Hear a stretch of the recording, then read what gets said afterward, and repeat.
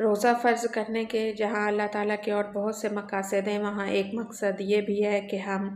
गरीब और नादार लोगों की भूख का एहसास कर सकें। हम ये जान सकें कि अगर इंसान को खाना ना मिले तो उसकी कैफ़ियत और सूरत हाल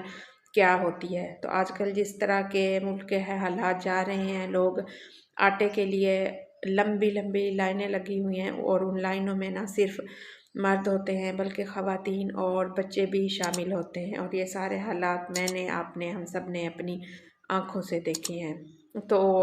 ये रमज़ानुल मुबारक है, सब ने रोज़े रखने हैं, अमीरों ने भी रोज़े रखने हैं, गरीबों ने भी रोज़े रखने हैं, और उन लोगों ने भी रोज़े रखने हैं जिनके घर में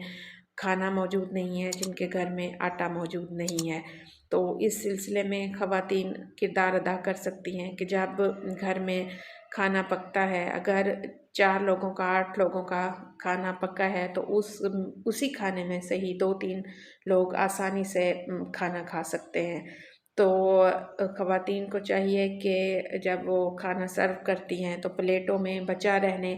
की बजाय और उसको फेंक देने की बजाय पहले से ही किसी गली में कोई गरीब मौजूद है, आपके मोहल्ले में कोई गरीब मौजूद है, तो घर वालों को खाना सर्व करने से पहले ही आप उसके लिए खाना निकालें और उसको अच्छे तरीके से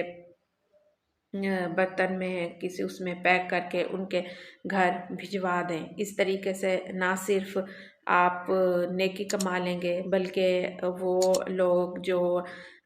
इससे महरूम होते हैं, अपनी ये खाने की ज़रूरियात पूरी नहीं कर पाते, उनकी भी ज़रूरत पूरी हो जाएगी और इस तरह अल्लाह भी राज़ी हो जाएगा और हम रोज़े के मकसद को पा लेंगे।